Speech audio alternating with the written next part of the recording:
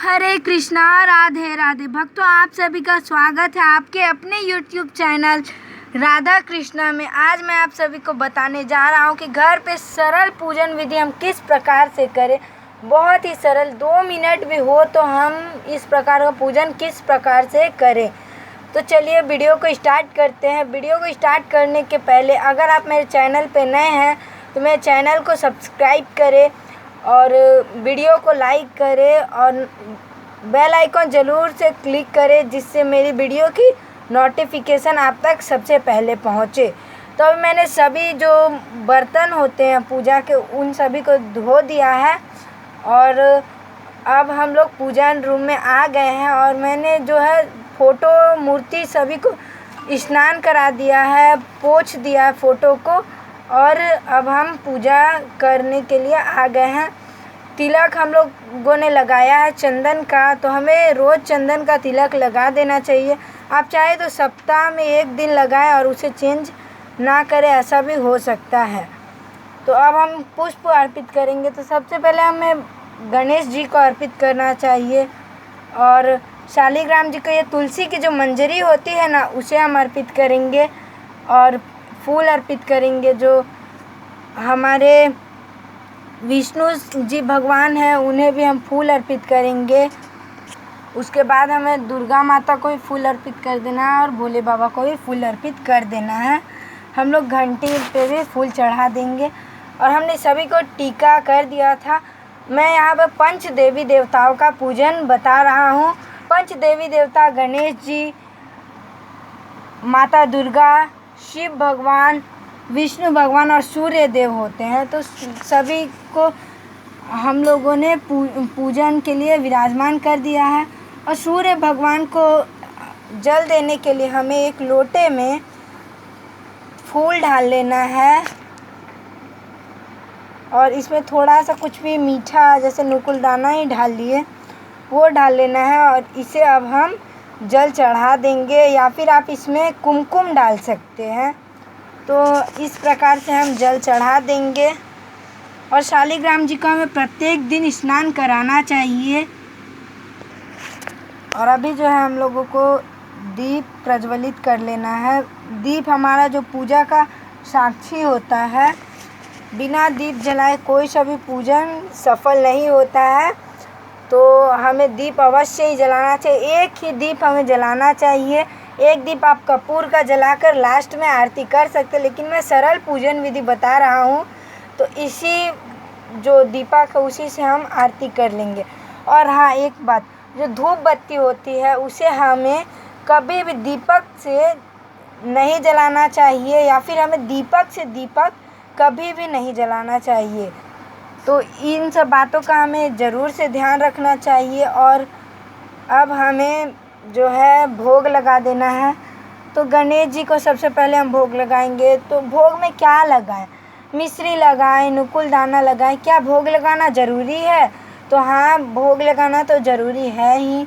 हमें भोग प्रतिदिन अवश्य ही लगाना चाहिए। अब देखिए, हम लोग ज़रूर से खा लेते हैं, हम लोग खाते पीते हैं, तो भगवान को थोड़ा सा जो भी 4 मिश्री का दाना हो गया उसे अर्पित करने में हमें क्या जाता है। तो उसी प्रकार से हमें अर्पित कर देना है।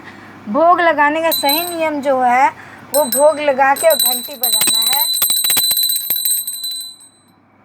हमें घंटी बजा देना है। और जो शालिग्राम और विष्णु भगवान है उनके भोग में हमें तुलसी पत्र अवश्य से डालना है। और जो गणेश भगवान, माता दुर्गा और जो शिव भगवान का है उसमें हमें तुलसी पत्र नहीं डालना है। वे लोग जो है तुलसी पत्र का भोग नहीं लगाते हैं, इसलिए इन बातों का हमें ध्यान रखना है। तो इसी प्रकार से हमें जो है बहुत ही सरल पूजन विधि करना है। और अब जब पूरा पूजन हो जाए उसके बाद में अब हम धूप से सभी देवी देवताओं का नाम लेंगे, जयकारा करेंगे और अब हम आरती कर देंगे दीप से। मैं इसी दीपक से आप लोगों को आरती करना बता रहा हूँ।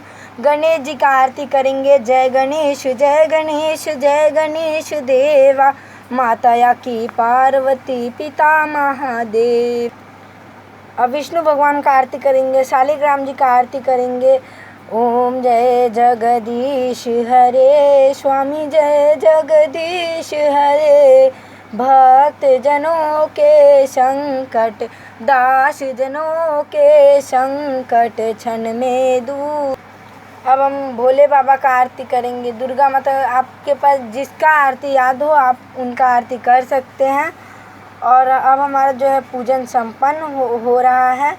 तो अब आप इसी समय जो भी आप भगवान से प्रार्थना करना चाहते हैं वो आप कर लें। और उसके बाद अब हमें रामायण का, हनुमान चालीसा का, एकादशी का हमें इसी समय पुस्तक पढ़ना चाहिए। एकादशी आप एकादशी महात्मा भय का कथा ज़रूर से कर ले। हनुमान चालीसा कब करना चाहिए? तो जो है हनुमान चालीसा हमें रोज़ तो करना चाहिए, लेकिन अगर रोज़ समय ना रहे तो हमें जो है मंगलवार और शनिवार इन दोनों दिनों में हनुमान चालीसा पाठ अवश्य करना चाहिए। रामायण कब करें? तो रामायण जो है उसे हमें पूजा के अंत में 4 लाइन भी पढ़ लेना चाहिए। और उसके बाद वही 4 लाइन पढ़ने के बाद दूसरे दिन उसके आगे से हमें पढ़ना चाहिए। लेकिन रामायण का पाठ हमें रोज़ कर लेना चाहिए। तो और जिसके पास रामायण नहीं है वो हनुमान चालीसा पाठ करे। एकादशी के दिन एकादशी महात्मा भय का पाठ करें। और इसी प्रकार से जो है हमारा पूजा अब संपन्न हो रहा है।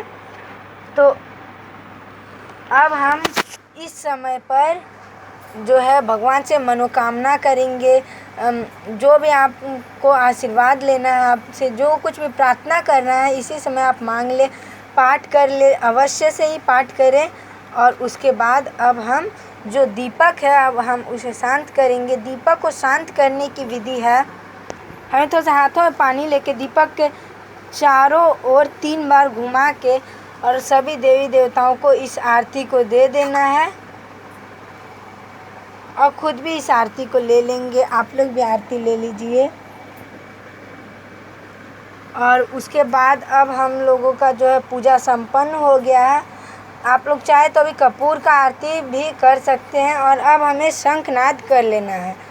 तो हमें शंखनाद रोज़ 3 बार अवश्य करना चाहिए। 3 बार सुबह में और 3 बार शाम में, तो हमें अवश्य करना चाहिए। और बहुत लोगों का जो सवाल रहता है कि क्या शालिग्राम का पूजन स्त्रियां कर सकती है?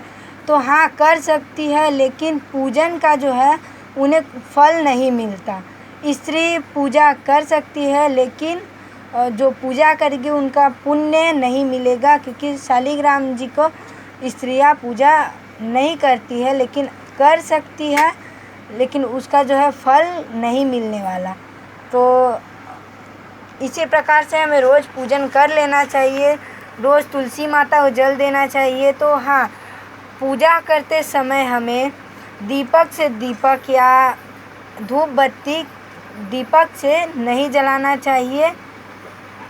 इन्हीं सब नियमों का हमें ध्यान अवश्य से रखना चाहिए। अगर आप लोगों को मेरा ये वीडियो पसंद आया होगा तो आप लाइक करें और कमेंट्स में जय माता दी ज़रूर से लिखें। मिलते हैं एक नेक्स्ट वीडियो के बाद, तब तक के लिए धन्यवाद। हरे कृष्णा, राधे राधे, जय शालिग्राम।